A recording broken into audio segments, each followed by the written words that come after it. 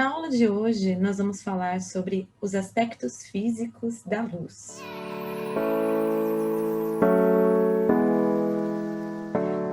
É importante destacar que, nesse primeiro momento, nós estamos tratando da iluminação natural, que é o objeto de estudo dessa unidade 1, ok? Então, quando nós falamos de aspectos físicos da luz, a primeira coisa que nós devemos considerar é o que seria ou qual seria a natureza dessa luz natural, né? O que é a luz? Alguém sabe dizer, né, o que seria essa luz quando a gente fala em aspectos físicos? Ela é uma energia, né? Só que ela é uma energia diferente da energia elétrica, por exemplo, ou das outras formas de energia, como, por exemplo, o calor, né, conduzido pelo toque, ela é diferente. A luz, ela é uma manifestação de energia em forma de radiação eletromagnética.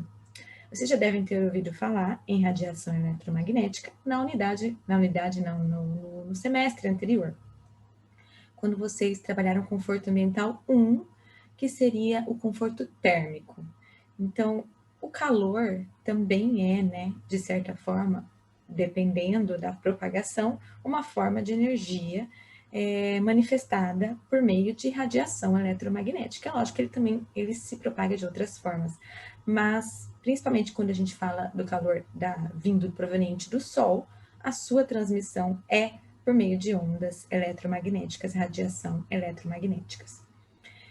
E a luz, né, ou melhor dizendo, a radiação eletromagnética proveniente do Sol, ela chega, né, a radiação solar, ela chega até nós, principalmente em um intervalo de comprimentos de onda conhecidos, né, nomeados, né, da seguinte forma: infravermelho, espectro visível ou luz visível e ultravioleta. Essas três formas, né, de radiação, elas são provenientes do Sol e elas têm comprimentos de onda, e por isso a gente chama espectros, né? Comprimentos de onda diferentes, vocês podem ver nessa imagem. Eu vou ligar aqui a canetinha de anotação aqui para ajudar na visualização. Vocês podem ver nessa imagem o comprimento de onda, né? O comprimento de onda é essa distância entre uma crista e a outra crista da onda.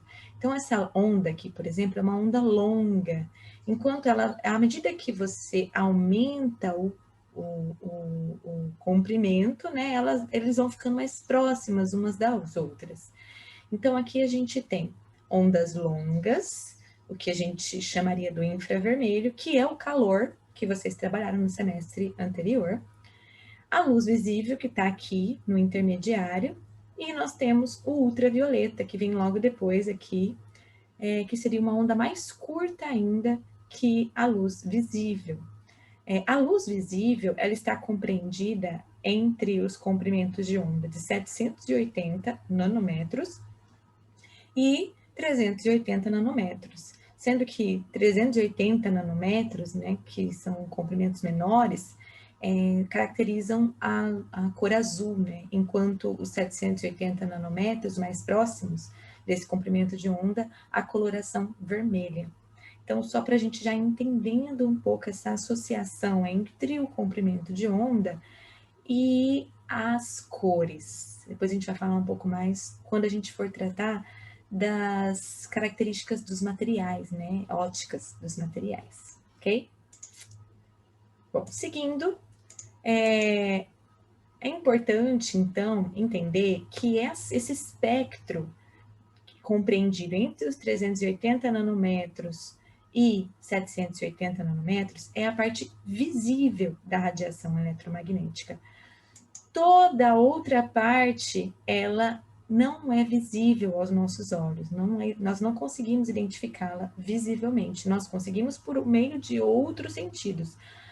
O infravermelho por meio do sentido do tato, que é a sensação térmica, e o ultravioleta, na verdade, a gente não tem condição mesmo de percebê-lo, né? Por isso que ele também é tão perigoso, que a gente não consegue se proteger dele, como a gente normalmente se protege do infravermelho. Bom, e é importante que vocês saibam, então, que as fontes de luz, né, elas não são necessariamente, a única fonte de luz natural que a gente tem não é necessariamente o Sol, né?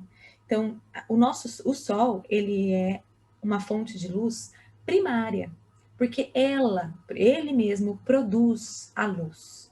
A partir dele, essa luz, essa radiação dentro do espectro da luz visível. Mas outros corpos que refletem a luz de corpos primários, de fontes primárias, também são considerados fontes de luz, que nós chamamos de fontes de luz secundárias. E aí nós temos, então, a Lua. Então, durante a noite, a gente pode perceber que é possível, né, visualizar coisas, enxergar, se orientar por meio da Lua. A Lua é uma fonte de luz natural também, mas é uma fonte de luz secundária, porque, na verdade, ela reflete a luz proveniente do Sol. Quando a gente fala de luz natural, ela não chega até nós de uma única forma, né?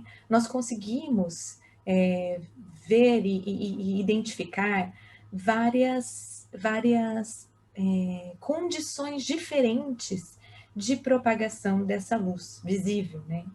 Então, a luz emitida pelo Sol diretamente, chamada de luz direta, ela é quando nós temos visualização direta dos raios solares, né? Inclusive, nos dá mais perceptivelmente a sensação térmica. Mas também tem a luz indireta. Essa luz indireta, ela pode vir pela reflexão da atmosfera, né? Os gases da atmosfera, que é essa porção azul aqui, né, da tela, vocês podem ver nessa imagem no Sol.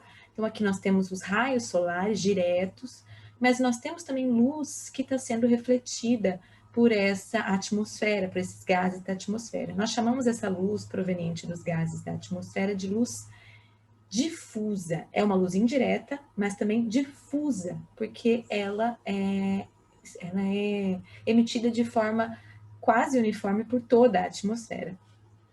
E também nós temos a parte da luz indireta, que é refletida pelas nuvens, né, ou por superfícies próximas ao observador, que seria a luz natural refletida, principalmente pelo ambiente em volta, por edificações que estão no entorno. No caso do interior do ambiente, né, nós temos as próprias paredes, piso, teto, que são superfícies que refletem a luz e, consequentemente, são uma fonte de luz indireta ou, no caso, refletida. Beleza? Bom, então, a luz natural, além disso, né, é importante entender como ela chega até nós, né? Então, nós já sabemos o que que ela é uma radiação eletromagnética. Nós já sabemos que ela pode chegar até nós de forma direta ou indireta, por meio da própria atmosfera, de forma difusa, ou por meio de elementos de reflexão, que é a refletida, que pode ser a própria Lua, né? É uma fonte de luz indireta que é refletida, nossa fonte de luz secundária. Mas, além disso, é importante saber como a luz entra dentro dos ambientes. Nós estamos falando de espaços interiores, nós estamos falando de arquitetura. Então, é importante entender, então, como a gente controla essa luz, de que forma a gente pode trazer essa luz para o interior dos nossos espaços. Então, a gente considera duas formas. Na verdade, uma única forma, é por meio de aberturas, né? Mas essas aberturas, elas podem estar localizadas nas paredes dos ambientes, que nós chamamos de aberturas laterais, janelas, né? Ou também no teto, na cobertura dos ambientes, que nós chamamos de aberturas zenitais, ok?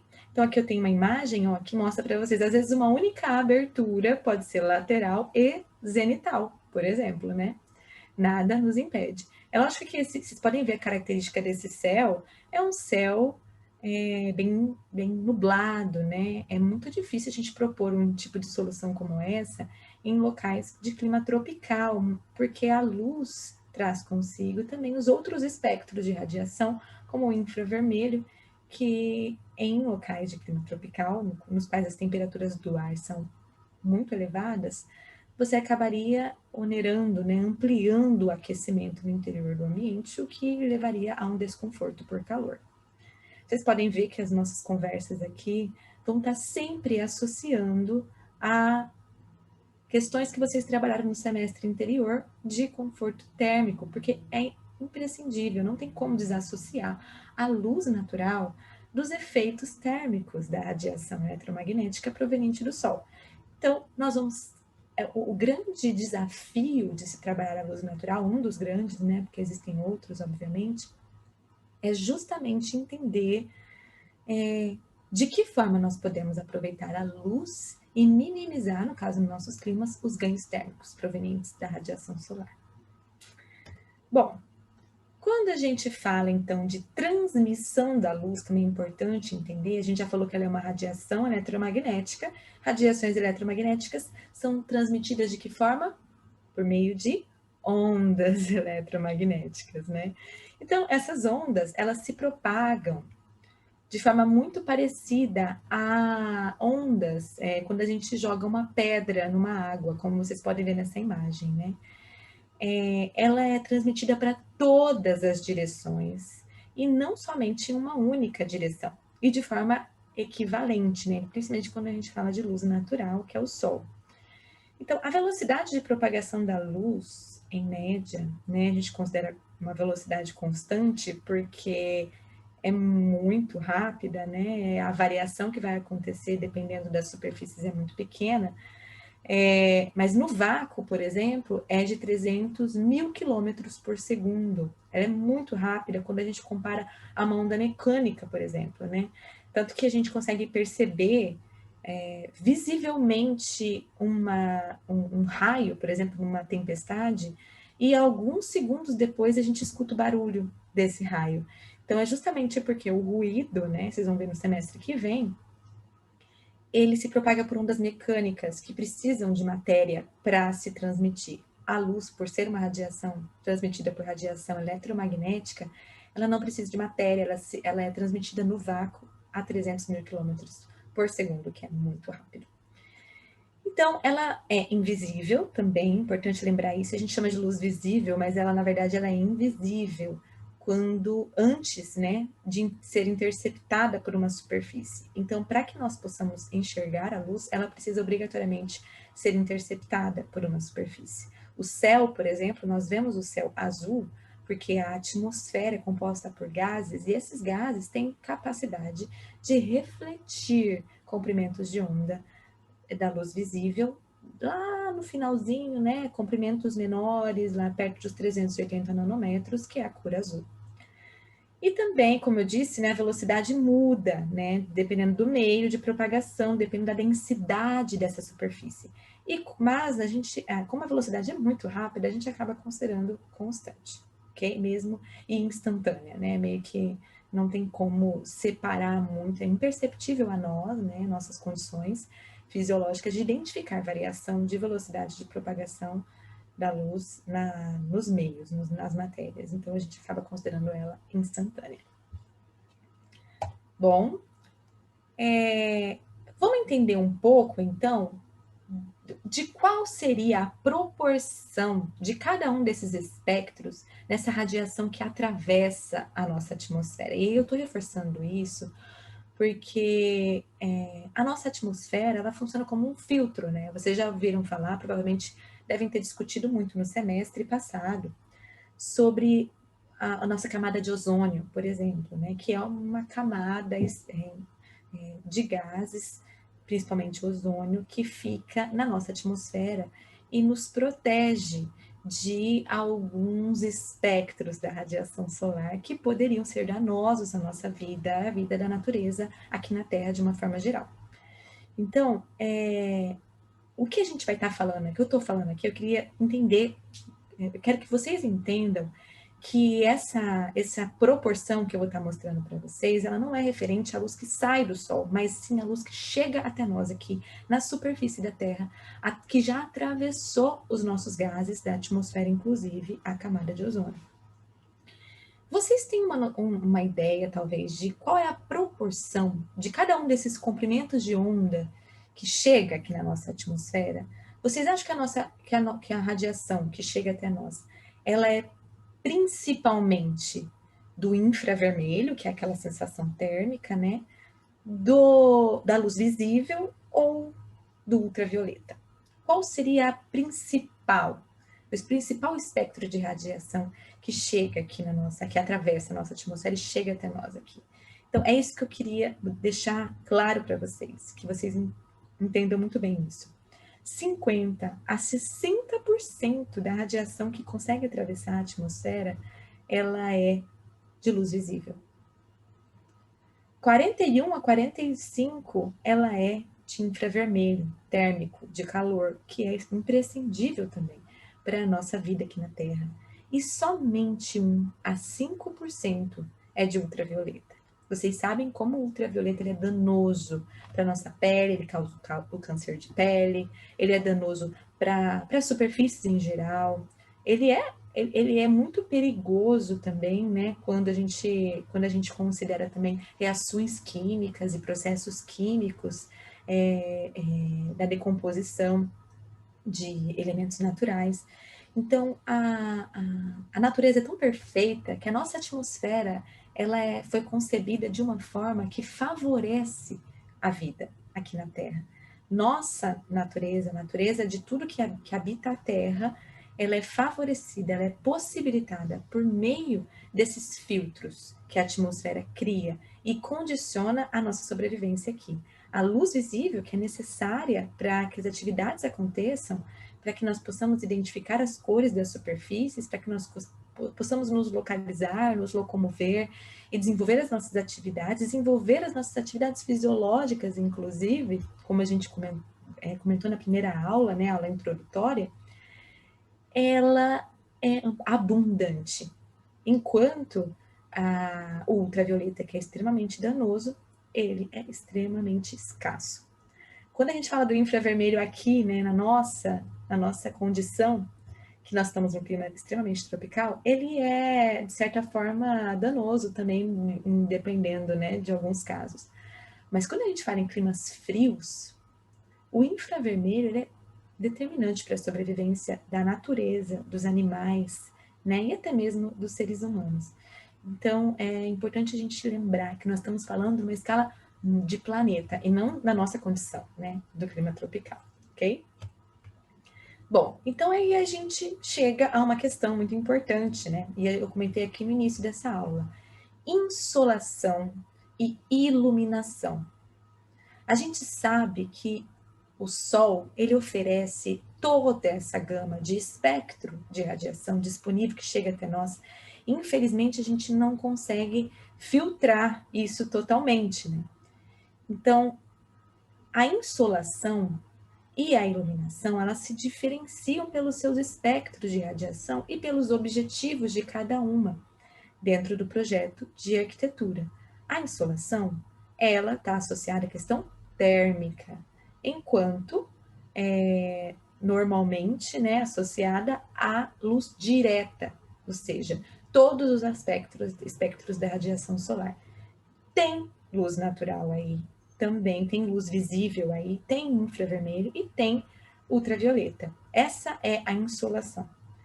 Mas nós temos também a iluminação, que ela é associada à questão de conforto visual, a condições ideais de visibilidade para desenvolvimento de uma determinada atividade. Nesse caso, nós estamos falando do espectro específico da luz visível, e ele é possível de ser alcançado por meio da luz indireta, como a gente falou lá no início, luz direta e luz indireta, tanto por meio da luz difusa que vem da atmosfera, quanto por meio da luz refletida pela superfície. E aí a gente se coloca numa situação muito importante. Dependendo das atividades envolvidas, de determinados ambientes que nós estamos projetando, é muito importante que a gente estabeleça a necessidade ou não de controle da radiação direta, tanto por posicionamento dessas aberturas, tanto por questões de orientação, posicionamento dessas aberturas contra a orientação solar, para entender que momentos que o sol pode entrar ou não, ou criar condições externas para garantir essa proteção solar da radiação direta e garantir a entrada da luz no espectro da luz visível para garantir a visibilidade das atividades desenvolvidas no ambiente.